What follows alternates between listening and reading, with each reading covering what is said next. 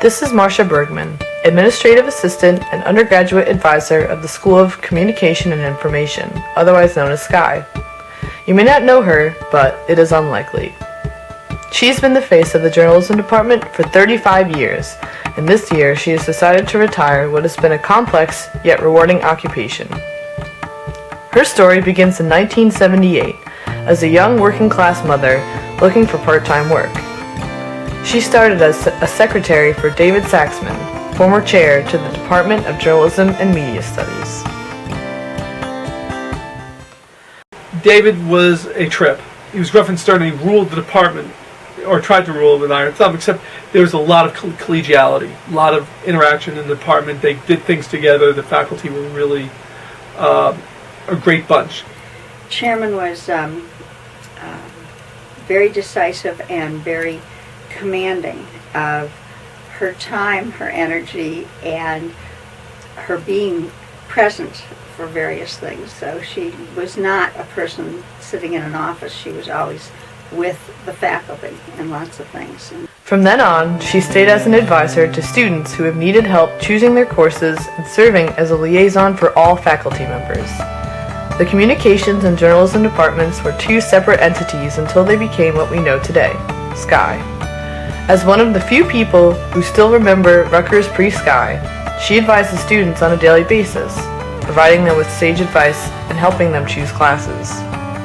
Students today often complain about WebReg and running into problems of jammed networks and closed classrooms, but Marsha recounts a time when students had to register for classes a different way, by hand. There was a time, many years ago, when the students used to line up to register by hand in the gym annex.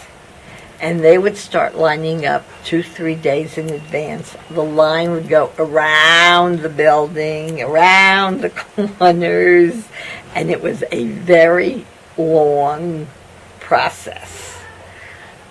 We got through that, and then many years ago, even before that, they used to have to register with me.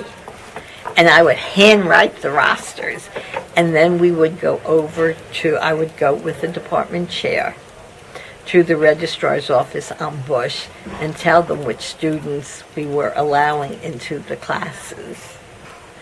And now we're on computers, and that's better. It's not perfect yet, but it's getting better. She's seen it all. Whether students run late to an important class or meeting, or they find that they're 2 classes short a month before they graduate, she's guided those who can't find their own way through the obstacles of college. This girl had come in. She was doing an internship. She's telling me about doing the internship for a radio station. And she said her first assignment, she had sat down with her boss, and they went over everything. He told her exactly what he wanted. And she went out, did her interviews. That time we did not have computers. She typed up the stories, and she worked on it really hard. She was supposed to have it in before 5 o'clock. So I guess she got there about 5 minutes late. And she gave him the interview. The man took the paper and threw it out and never even looked at it. And she went almost crazy. She said to him, I worked on this so hard. I put all my effort into it and you won't even look at it. Why did you just throw it out? His reply was, well, you were supposed to have it here at 5 o'clock. So she said, yes, but it's not even 5 after yet. Why did you just throw it out? And he said, did you ever hear 5 minutes of silence on the radio? And I thought that was the best answer, and it really brought home the fact that you have to be on time or early. And I've used that many times over. People really then understand. When they say 5 o'clock, they mean 5 o'clock and not 1 minute after. There was one student that we had, again, many years ago. very, very good student, triple major. And I knew this man quite well. He used to come in and we would talk a lot.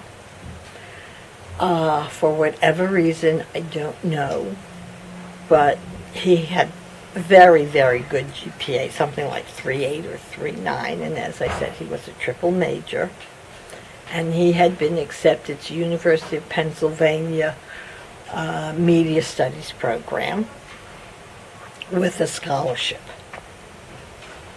Then I was certifying the students for graduation, and I looked at his list, and I saw that he was missing 2 courses.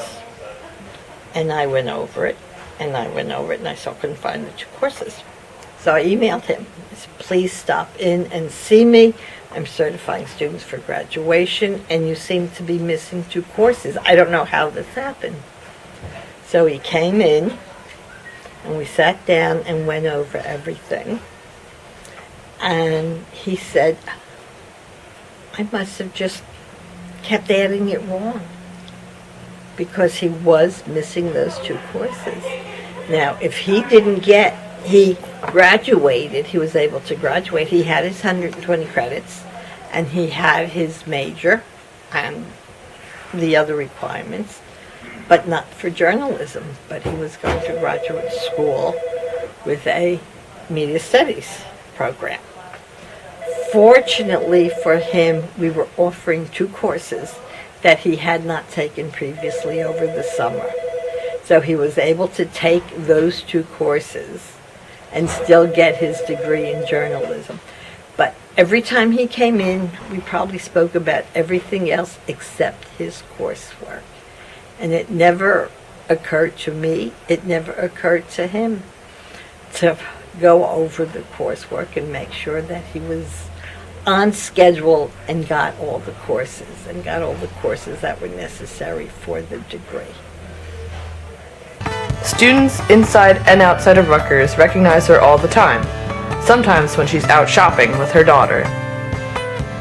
I was in the store with my daughter, and the dressing rooms were like little enclosures, totally enclosed, but men and women were in the same dressing room. She went in to try on jeans, and she's trying on a couple. She said, well, this pair looks good and this pair fits me. And she was hard to fit because she was very thin and she had very long legs. And she said, well, I don't know which one to get. Should I buy 1? Should I get 2? And then some man from another dressing room saying, it's okay, Marsha, let her buy 2. And I'm thinking, who could that possibly be that would know me, that know what I'm saying, and that tells me what to buy for my daughter? I'm thinking this guy had a lot of nerve. It was one of my students, and he recognized my voice. And as it happened, she did buy both pairs of jeans. Many times I've met students in unusual places. I met a student one time at the Guggenheim. Another time I met a student on the train coming home from Manhattan. It was very often I would meet them in stores, especially in the shopping malls. Restaurants around New Brunswick was always at least one student. And it was really nice seeing these students around and, oh, I know you. You work in the journalism department, or you're in the School of Communication and Information. And that was really nice. It was kind of fun and nice to be recognized. What makes Marsha so special is the way she deals with students and faculty. A kind smile, a down-to-earth personality, and a persevering attitude are what many Rutgers folk agree make her memorable. Whatever is needed, she just knows. She knows the university, she knows the people, she knows the places, she just knows the right things. And it's always done with a smile and a laugh and just a wonderful personality. She really is a delightful person, a wonderful human being. I mean it. She was great at is great at alleviating people's anxieties, I find, both faculty, for me, but also student anxieties. She can really give people a way to navigate complex systems. She's the absolute perfect person to be in charge of something. She didn't take these people too seriously, which in any job you want to do. People get full of themselves. I guess there are times when I get too full of myself, and she just has a way of just bringing me back to earth. And we've had this relationship now for 20 whatever, since October of 1987, and I don't know what this place is going to be like without her. Marsha is known for many roles: advisor, mother, co-worker, friend, but notably a survivor. She's lived through the many changes of Rutgers, from administration and faculty switches to the adaptation of new media and technology. Undoubtedly, Marsha administered her help and drew every little aspect together.